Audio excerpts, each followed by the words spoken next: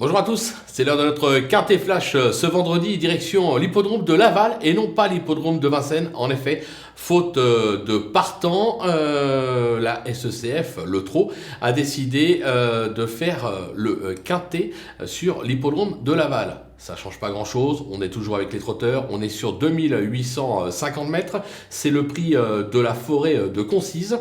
Des chevaux qu'on connaît bien, qui ont pour la plupart des références sur le parcours du jour, avec quelques bases en béton, on devrait pouvoir passer à la caisse.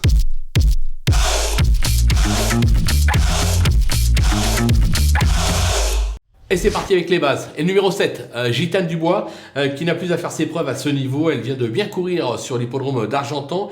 Découvrir Laval ne sera pas un souci. Ça sent la course visée. Attention au numéro 9, Garou Biégi.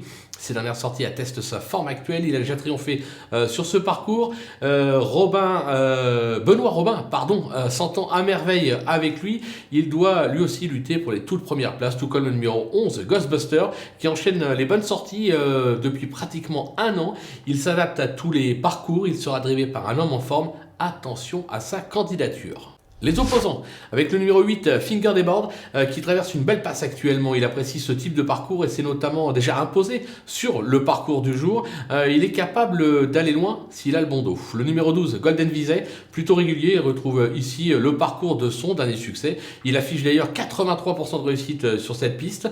Sa forme est sûre, on va le garder bien évidemment. Attention, numéro 14, Fademi, très en verve cette année. Elle vient d'aligner deux faciles succès à Nantes et Pontchâteau. Elle est bien engagée au plafond des gains. On en attend une confirmation, même si ce sera probablement plus pour les places que pour la victoire. Le coup de poker, ce sera le numéro 1, Fanny de Loison, qui n'est pas sortie des 5 premiers cette année en 7 tentatives. Elle excelle sur cette piste, 4 accessites en 6 tentatives. Sur sa lancée, elle peut en surprendre plus d'un et faire afficher une cote. Maintenant pour la victoire, là aussi je pense que c'est compliqué. Les outsiders avec le numéro 6, Fée du Vernet, qui a déçu dernièrement mais qui affiche 67% de réussite sur cette piste avec une victoire, 3 accessites en 6 tentatives.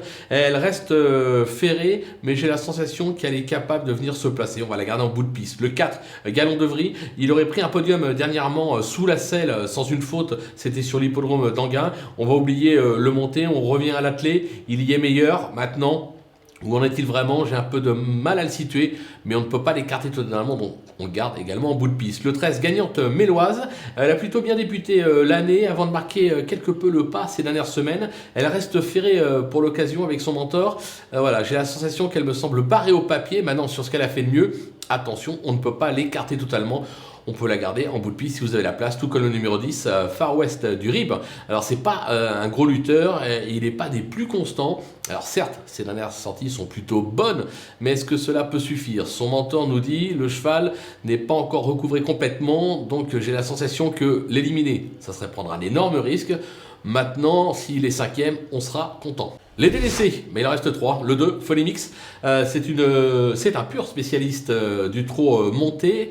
C'est une pure spécialiste du trot monté, qui n'aura ici comme seule ambition que de peaufiner sa forme pour de futurs engagements. On peut l'écarter sans aucun risque. Le numéro 3, Fushia Piergi, il alterne le bon et le moins bon. Il n'a jamais été transcendant sur cette piste. Il reste ferré pour l'occasion. Son montant dit que le cheval n'est pas encore très affûté, raison pour laquelle on peut l'écarter également. Tout comme le numéro 5, Fabuleuse Fligny, qui semble actuellement loin du niveau qui a pu être le sien par le passé. Même de nouveau pieds nus, je ne suis pas emballé. J'ai la sensation que ça va être un petit peu trop compliqué pour elle. C'est une prise de risque, mais il faut en prendre des risques, bien évidemment. Voilà, on a fait le tour de cet événement qui va donc, je vous rappelle, se disputer sur l'hippodrome de Laval. On va se quitter avec ma sélection, mes conseils de jeu. À vous de jouer!